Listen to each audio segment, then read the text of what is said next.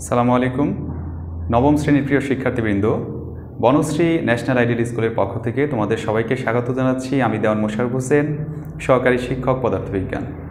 আজকে আমি তোমাদের অ্যাসাইনমেন্টের উপর একটি ক্লাস নিব, যেটি হচ্ছে তোমাদের পদার্থবিজ্ঞানের প্রথম অ্যাসাইনমেন্ট, আমাদের ষষ্ঠ সপ্তাহের অ্যাসাইনমেন্ট, কিন্তু এটি হচ্ছে আমাদের পদার্থের প্রথম অ্যাসাইনমেন্ট। আমাদের আজকের ক্লাস নম্বর 34। এর আগে 33 নম্বর ক্লাস যেটি ছিল সেটিও এই অ্যাসাইনমেন্টের উপরেই ছিল। সেটি হচ্ছে তোমার অ্যাসাইনমেন্টের প্রথম পার্টটুকু তোমাদের সাবিনা ইয়াসমিন মিস দেখিয়েছেন। আমি আজকে সেই অ্যাসাইনমেন্টেরই সেকেন্ড পার্ট, যেটা অর্থাৎ অ্যাসাইনমেন্টের আসলে কোনো পার্ট নেই, কিন্তু আমাদের অ্যাসাইনমেন্টের আমরা ক্লাসটাকে দুটি ভাগে ভাগ করেছি। মিস প্রথম অংশ দেখিয়েছে সাবিনা ইয়াসমিন মিস। আজকে আমি তোমাদেরকে দ্বিতীয় পার্ট যেটা সেটি দেখাবো 34 নম্বর ক্লাসে। আমাদের ষষ্ঠ সপ্তাহের অ্যাসাইনমেন্ট এটি। এইখানে তোমরা নির্ধারিত কাজ, তোমাদের যে প্রশ্নটি, তোমরা অবশ্য সবাই এটি দেখে থাকার কথা। হ্যাঁ, তোমরা দেখো এখানে আমাদের নির্ধারিত কাজ যেটি ছিল, যে আমাদের পাঠ্য বই যেটাই পদার্থবিজ্ঞানের, সেই পাঠ্য বইয়ের তোমাদের 23 নম্বর পৃষ্ঠার চিত্র অনুসারে একটি স্লাইড ক্যালিপার্স আর্ট পেপারের সাহায্যে তৈরি করো। তোমাদের সেখানে এটা তোমাদের মিস দেখিয়েছেন যে কিভাবে আমরা আর্ট পেপারের সাহায্যে এটা আঁকতে পারি। তোমাদের বইয়ে সেটি বিস্তারিত দেয়া আছে, ধারা বর্ণনা। আচ্ছা, এবং এই আর্ট পেপারের সাহায্যে তুমি স্লাইড ক্যালিপার্স যেটি তৈরি করলে, তার সাহায্যে কি করবে? একটি মার্বেলের আয়তন নির্ণয় করবে। অবশ্যই কাজের ধারণা বর্ণনা করতে হবে, যে বর্ণনা তোমাদের প্রিভিয়াস ক্লাস মিস দেখিয়েছেন। এরপর কি করতে হবে? তুমি সেই আয়তন বের করার পর দুইটা পার্ট আসলে আমাদের এটার। এরপরেরটা হচ্ছে তোমার পরিমাপে যদি 10% আপেক্ষিক ত্রুটি থাকে, অর্থাৎ তুমি যে ব্যাসটা নির্ণয় করেছো সেইখানে যদি 10% ত্রুটি হয়ে থাকে, তাহলে তোমার এই আয়তন নির্ণয়ের শতকরা ত্রুটি কত হবে এটা আমরা গাণিতিকভাবে দেখাবো। অর্থাৎ প্রথমে আমরা মার্বেলের আয়তন নির্ণয় করব, এরপর আমরা সেই আয়তন নির্ণয়ের ক্ষেত্রে আমাদের ব্যাসার্ধ বা ব্যাস পরিমাপের ক্ষেত্রে যদি 10% ত্রুটি হয়ে থাকে, আমাদের লাস্টে আমরা যে আয়তন বের হবে সেই আয়তনের ত্রুটিটা কত পার্সেন্ট আসবে, এটা অবশ্যই 10-এর বেশি আসবে, সেটা আমরা বের করব। ঠিক আছে, আমরা এবার আমাদের মূল আলোচনায় চলে যাই। আচ্ছা, তোমরা এর আগের ক্লাসে দেখেছো যে আমরা একটি স্লাইড ক্যালিপার্সের সাহায্যে কিভাবে একটি মার্বেলের ব্যাস পরিমাপ করতে পারি। আমি তোমাদের বোঝার সুবিধার জন্য এখানে একটি ভার্নিয়ার স্কেল, অর্থাৎ আমাদের মূল স্কেল এবং ভার্নিয়ার স্কেল আমরা এখানে রেখেছি। তোমরা খুব ভালো করে খেয়াল করবে, এই দাগগুলো তোমাদের বুঝতে হবে। দেখো, আমাদের মূল স্কেল হচ্ছে নিচেরটা, এটা লিখতে পারো তোমরা, মূল স্কেল। উপরেরটা হচ্ছে ভার্নিয়ার স্কেল। দেখো, আমাদের এই 23 নম্বর পৃষ্ঠার পাঠ্য বইয়ের এইখানে যে চিত্রটা দেয়া আছে আমাদের স্কেলে, সেখানে কিন্তু ইঞ্চিতে দেয়া আছে। এটা হচ্ছে একটা প্রবলেম। আমাদের নর্মাল মিটার স্কেল, তোমরা এটা ক্লাসেও শুনেছো যে সেটা মিলিমিটারে থাকে। সর্বনিম্ন যে ক্ষুদ্র অংশটা সেটা হচ্ছে 1 মিলিমিটার। হ্যাঁ, আমরা এটা সেন্টিমিটারে থাকে, সেন্টিমিটারের 10/1 1 মিলিমিটার। তোমরা একটু ভালো করে দেখো যে আমাদের এখানে সেটা কিন্তু মিলিমিটারে নেই, এটা আছে ইঞ্চিতে। হ্যাঁ, এবং সেন্টিমিটারে নেই। সেন্টিমিটারকে 10 ভাগ করলে 1 মিলিমিটার হয়। এখানে হচ্ছে আমরা 1 ইঞ্চিকে 10 ভাগ করব, তার ক্ষুদ্র 1 ভাগ হবে কত? ক্ষুদ্র 1 ভাগ হবে 1/10 ইঞ্চ। ঠিক আছে, অর্থাৎ আমরা লিখতে পারি আমাদের মূল স্কেলের 1 ভাগ হচ্ছে 1/10 ইঞ্চ, যেটা হচ্ছে 0.1 ইঞ্চ। আচ্ছা, ভার্নিয়ার ধ্রুবক কি তোমরা সেটা জানো। তারপরে একটু ভালো করে তোমরা দেখো যে আমাদের এই মূল স্কেলের 9 দাগের সমান হবে ভার্নিয়ার স্কেলের 10 দাগ। অর্থাৎ ভার্নিয়ার স্কেলের 10 দাগকে যেতে হলে তাকে মূল স্কেলের 9 দাগ পর্যন্ত যেতে হয়। তার মানে ভার্নিয়ার স্কেল সামান্য ছোট। ভার্নিয়ার স্কেলের এই যে দেখো, এই 1 ঘর মূল স্কেলের 1 ঘরের তুলনায় সামান্য ছোট। যতটুকু ছোট সেটাকে আমরা বলি ভার্নিয়ার ধ্রুবক, যেটাকে আমরা ভিসি দ্বারা প্রকাশ করি। দেখো, আমি এটা একটু বের করে রেখেছি। আমাদের মূল স্কেলের ক্ষুদ্রতম 1 ভাগ কত? 0.1 ইঞ্চ। আর ভার্নিয়ার স্কেলের 1 ভাগ আসবে তার চেয়ে সামান্য ছোট, 0.09 ইঞ্চ। এখন তুমি এটা বিয়োগ করলে কত আসবে? 0.1 ইঞ্চ। অর্থাৎ এটিই হবে আমাদের ভার্নিয়ার ধ্রুবক, যেটি তোমরা মিলিমিটারে পড়েছিলে 0.1 মিলিমিটার। কিন্তু এখন সেটা কি আসছে 0.01 ইঞ্চ, অর্থাৎ আমরা এটা কিন্তু ইঞ্চিতে হিসাব করছি, আমাদের সেই হিসাব চলবে না মিলিমিটার বা সেন্টিমিটার। তবে আমরা ফাইনালি অঙ্কটা যখন করব তখন আমরা সেটাকে কনভার্ট করে সেন্টিমিটারে নিয়ে নেব, এটা নিয়ে তোমাদের টেনশন করতে হবে। তবে তোমাদের স্কেল তোমরা খাতায় যেটা আঁকবে, তোমাদের অবশ্যই একটা স্কেল আঁকতে হবে কাজের ধারার উপরে, সেইখানে তোমরা স্কেলটা অবশ্যই ইঞ্চিতে আঁকবে, মিলিমিটার মূল স্কেল যেটা, আর ভার্নিয়ার স্কেলে তো শুধু 10টা দাগ হবে, তার কোনো ইঞ্চ বা কোনো সেন্টিমিটার মিলিমিটার নেই। আচ্ছা, এবার আমরা দেখি আমাদের হিসাবের ক্ষেত্রে প্রথমে আমরা কি করব। মার্বেলের ব্যাস পরিমাপের ক্ষেত্রে, অর্থাৎ আমরা যে মার্বেলের ব্যাস পরিমাপ, তোমরা এখানে একটু সুন্দর করে আন্ডারলাইন দিতে পারো, নীল কলম দিয়ে একটু তোমরা কালার করতে পারো এটাকে হাইলাইট করার জন্য। আচ্ছা, মূল স্কেলের পার্ট যেটাকে আমরা এম জানি, এটা তুমি লিখলে ভালো, না লিখলেও সমস্যা নেই, শুধু বাংলায় লিখে দিলেও হবে। তো এম লিখলে তোমার জন্য সুবিধা হবে, এলোমেলো হবে না। এটা আমাদের ইঞ্চিতে থাকবে, যেটা আমাদের মার্বেলের ব্যাস যেটা, অর্থাৎ মার্বেলটাকে আমরা যে দুই চোয়ালের মাঝখানে রাখবো, হ্যাঁ, দুই চোয়ালের মাঝখানে রাখলে এখানে যতটুকু দৈর্ঘ্য আসে সেটাই হচ্ছে মার্বেলের ব্যাস, যেটা সাধারণত 0.7 ইঞ্চ, 0.8, 0.9, হ্যাঁ, 1, 1.1, 1.2, এগুলো সাধারণত হয় না। একটু বড় মার্বেল থাকলে 1.1, 1.2, 1.3 ইঞ্চি আসবে, কিন্তু ছোট মার্বেল হলে 0.7, 0.8, 0.9 এইরকম ইঞ্চ আসবে মার্বেলের ব্যাস। তোমরা কিন্তু গুগলে অনেকে এইগুলো সার্চ করবে জানি, সেইখানে কিন্তু 1.5, 1.6, 1.7 এত ইঞ্চ, 1.5 কিন্তু অনেক বড়, ঠিক আছে। মার্বেল 1.5 ইঞ্চ ধরো আমার হাতে দেখাচ্ছি এতটুকু, এত বড় মার্বেল হয় না সাধারণত।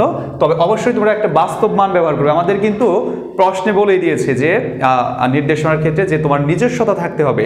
তুমি একটা কিছু গুগলে পেলে চিন্তাও করলে না যে মার্বেল কতটুকু হয়, এটা লিখে দিলে তাহলে তুমি কিন্তু অতি উত্তম পাবে না, বাস্তবসম্মত মান হতে হবে। তো এই মানগুলোর যে কোনোটা তুমি বসালেই হয়ে যাবে, সমস্যা নেই। 0.7, 0.8 মার্বেলের ব্যাস সাধারণত যতটুকু হয়। তো আমাদের সেই মূল স্কেলের পার্ট এটা আমরা পাবো। আমরা ভার্নিয়ার স্কেলের দুই চোয়ালের মাঝখানে যখন মার্বেলটা রাখবো, তখন ভার্নিয়ার স্কেলের মানে স্লাইড ক্যালিপার্সে যখন মার্বেলটা রাখবো, ভার্নিয়ার স্কেলের শূন্য দাগ যতটুকু মূল স্কেলকে যতটুকু অতিক্রম করবে সেটাই হচ্ছে আমাদের মূল স্কেলের পার্ট এম, ঠিক আছে। এটা হতে পারে 0.7, 0.8, যে কোনো কিছু তোমরা এটা বসাবে। ভার্নিয়ার সমাপতন, তোমরা এটি জানো সমাপতন কি। ভার্নিয়ার স্কেলের যত নম্বর দাগটি মূল স্কেলের কোনো একটা দাগের সাথে মিলে যাবে পুরোপুরিভাবে বা সবচেয়ে ভালোভাবে মিলবে, সেটি হচ্ছে ভার্নিয়ার সমাপতন ভি। ভার্নিয়ার ধ্রুবক, এটার সূত্রটা অবশ্যই লিখতে হবে, সূত্রের উপর নাম্বার আছে। কেউ যদি সূত্র না লিখে শুধু মান বসিয়ে দাও তাহলে কিন্তু সে অতি উত্তম অবশ্যই পাবে না, ঠিক আছে। মূল স্কেলের ক্ষুদ্রতম এক ভাগের দৈর্ঘ্য ডিভাইডেড বাই ভার্নিয়ার স্কেলের ভাগ সংখ্যা, যেটা সাধারণত 10 হয়ে থাকে, কোনো কোনো ক্ষেত্রে 20 হয়। আমাদের 23 নাম্বার পৃষ্ঠায় যেটা দেওয়া আছে সেখানে 10 দেওয়া আছে, তোমরা 10 লিখবে, ঠিক আছে। তাহলে এস হচ্ছে মূল স্কেলের এক ভাগের দৈর্ঘ্য, যেটি আমি তোমাদেরকে বলেছিলাম কত, 0.1 ইঞ্চ, হ্যাঁ, 0.1 ইঞ্চ আসবে। আর এন হচ্ছে এটা সাধারণত 10 হয়ে থাকে, আমাদের চিত্র অনুসারে এটা 10 হবে। তো এখন এটা ভাগ করলে যা আসে এটা 0.01 এত ইঞ্চ হবে, ঠিক আছে। এই তাহলে মার্বেলের ব্যাস তোমরা বের করবে। এখন মার্বেলের ব্যাসকে অনেকে এল দ্বারা প্রকাশ করেছ, ডি দিয়েও প্রকাশ করতে পারো, তোমার ইচ্ছা। এখানে অবশ্যই লিখবে এটি মার্বেলের ব্যাস। মার্বেলের ব্যাস ডি সমান M plus V into VC, অর্থাৎ তুমি বাংলায় লিখে নিতে পারো, আমার জায়গার সংকলনের কারণে আমি লিখিনি। তোমরা এখানে লিখতে পারো এম হচ্ছে প্রধান স্কেলের মূল স্কেলের পার্ট, হ্যাঁ, মূল স্কেলের পার্ট। ভি হচ্ছে ভার্নিয়ার সমাপতন, ভিসি হচ্ছে ভার্নিয়ার ধ্রুবক। এরপর এটা লিখে তুমি মার্বেলের সুন্দর একটা ব্যাস পেয়ে যাবে, ঠিক আছে। ওই যে বললাম, সেটা যদি আমাদের 0.4 হয় তাহলে এমন আসতে পারে, 0.8 হয় তাহলে এখানে আমাদের এই সবগুলো দ্বারা গুণ করার পরে এরকম আসতে পারে 0.84, 0.85, 0.86 সামথিং, এরকম কিছু একটা আসবে। আচ্ছা, এবার আমরা দেখব যে আমাদের ব্যাসার্ধ কত আসে। তোমরা জানো ব্যাসার্ধ হচ্ছে আর সমান ডি বাই 2, ঠিক আছে। মানে হচ্ছে আমাদের ব্যাসকে আমরা 2 দিয়ে ভাগ করলে কি পাই, ব্যাসার্ধ পেয়ে যাই, ঠিক আছে। তাহলে এখানে তুমি ভাগ করে ব্যাসার্ধ পাবে। এটা কিন্তু আমাদের এককটা এখনো ইঞ্চে আছে, হ্যাঁ, এটাকে আমাদের অবশ্যই সেন্টিমিটারে নিতে হবে। সেন্টিমিটার আমরা ইঞ্চিতে রাখলে হিসাব করতে জটিল হবে। আমাদের পরিচিত একক যেগুলা সেন্টিমিটার, মিটার, আমরা সব কিছু এটাতেই নেওয়ার চেষ্টা করি। এতক্ষণ পর্যন্ত আমরা ইঞ্চে রেখেছিলাম, এখন আমরা সেন্টিমিটার নিয়ে নিব। তোমরা জানো 1 ইঞ্চ সমান 2.54 সেন্টিমিটার। তাহলে আমরা এটা দিয়ে গুণ করে আমাদের মানকে সেন্টিমিটারে কনভার্ট করে ফেলবো। ঠিক আছে, এই হচ্ছে আমাদের মার্বেলের ব্যাসার্ধ। এখন তোমাকে মার্বেলের আয়তন নির্ণয় করতে হবে। ঠিক আছে, মার্বেলের আয়তন নির্ণয় করতে যে তোমার সূত্রটা লাগবে। আচ্ছা, আমাদের সূত্রটা আমরা একটু লিখে নিই। এখানে আমরা এ পর্যন্ত নির্ণয় করেছি ব্যাসার্ধ। আচ্ছা, তাহলে দেখো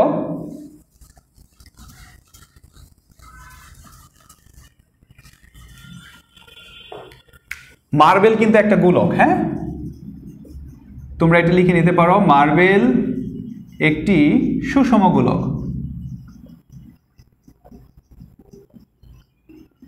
তোমরা জানো গোলকের আয়তনের সূত্র কি লিখতে পারো, যে আমরা জানি গোলকের আয়তন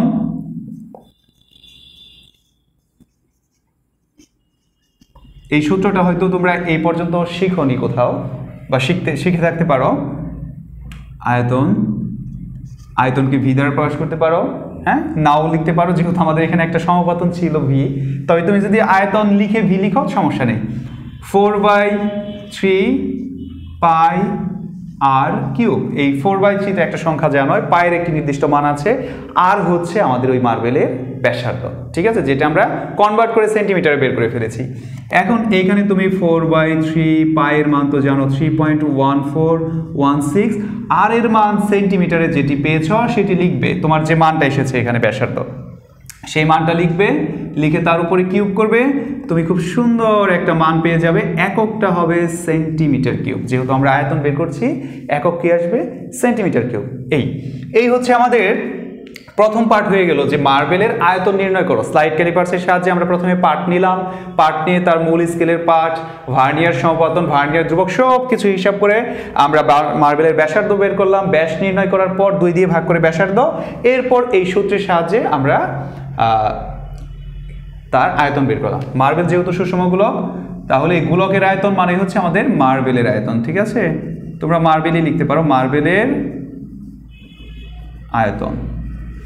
আচ্ছা, এইবার তোমার প্রশ্নের সেকেন্ড পার্ট যেটা দেখো, তোমার পরিমাপের 10% আপেক্ষিক ত্রুটি থাকলে মার্বেলের আয়তন নির্ণয়ে শতকরা ত্রুটি কত আসবে সেটার গাণিতিক ব্যাখ্যা। আচ্ছা, এইবার আমরা দেখব যে আমাদের পরিমাপের ত্রুটি কেন হয়। তোমরা জানো ত্রুটি সাধারণত হতেই পারে, আমরা যে এই মানটা নিয়েছি আমাদের মান নিয়ে ত্রুটি থাকতে পারে। হ্যাঁ, আমাদের যন্ত্রেও কিছুটা ত্রুটি থাকতে পারে। সব মিলিয়ে আমাদের প্রত্যেকটা অঙ্কে কিছু না কিছু সামান্য ত্রুটি থাকেই।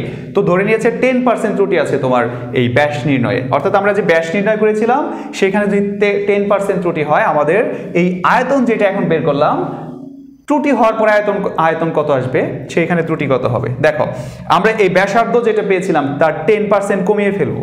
ঠিক আছে, অর্থাৎ যদি তোমার পরিমাপে 10% আপেক্ষিক ত্রুটি থাকে, তাহলে মার্বেলের আয়তন নির্ণয় শতকরা ত্রুটি কত। দেখো, 10% আপেক্ষিক ত্রুটি হলে আমাদের ব্যাসার্ধ যেটা, অর্থাৎ তোমাকে কিন্তু 10% তোমরা বের করতে পারো। ধরো কোনো একটা সংখ্যা, আমি একটু বড় মান দিচ্ছি, এখানে কত আসবে তোমরা বের করবে।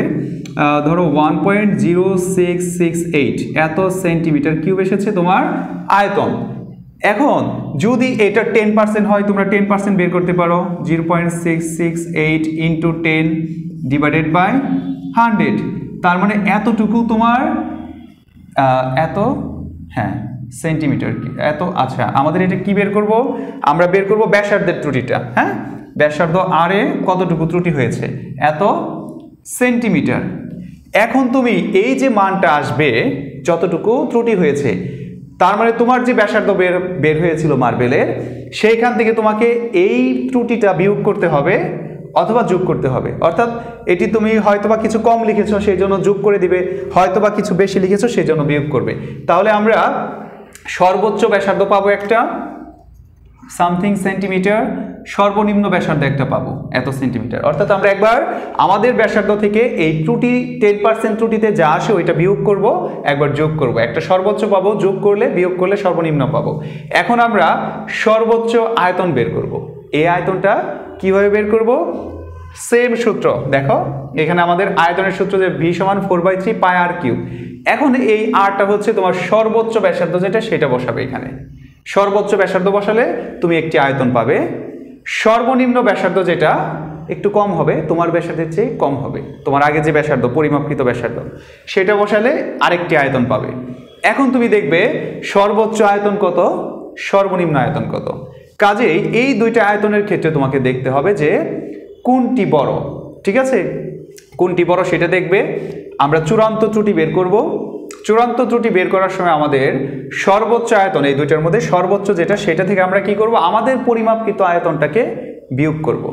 অর্থাৎ সর্বোচ্চ আয়তন এখন যেটা পেলাম হিসাব করে, সেখান থেকে আমাদের পরিমাপকৃত আয়তন আগে যেটা পেয়েছিলাম একদম শুরুতে যে আয়তন আমরা পরিমাপ করে পেয়েছিলাম, ত্রুটিযুক্ত আয়তন বলতে পারি আমরা, সেটা বাদ দিব।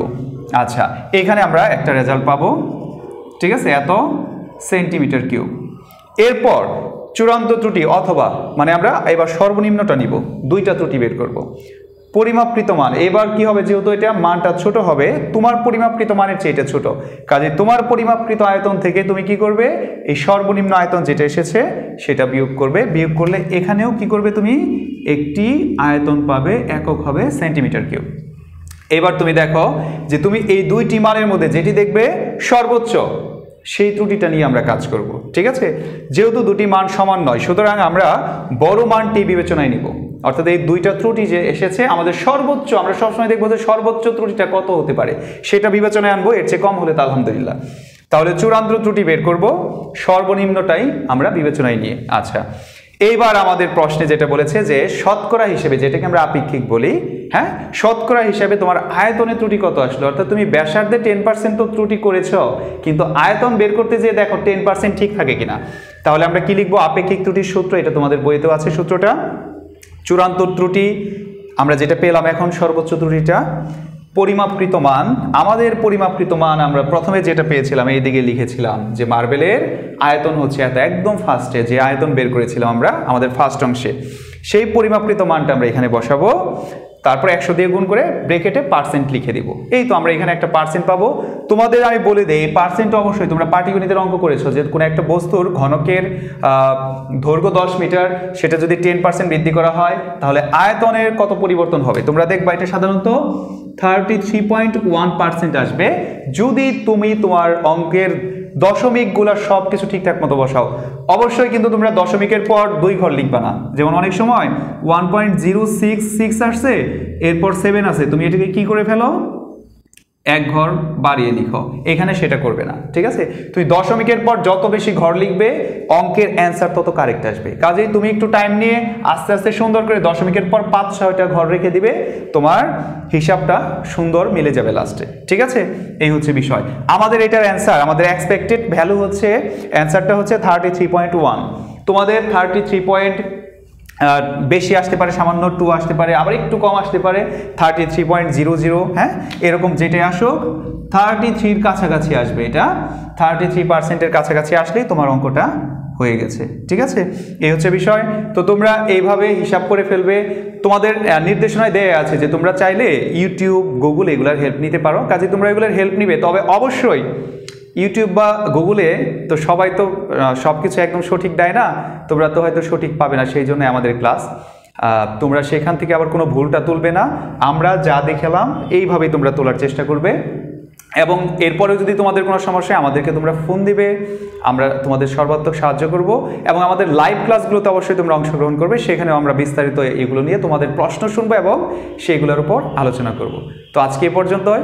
সবাই ভালো করে অ্যাসাইনমেন্ট করে অবশ্যই প্রত্যেকেই অ্যাসাইনমেন্ট জমা দিবে। অন্য ক্লাসে দেখা হবে। আসসালামু আলাইকুম।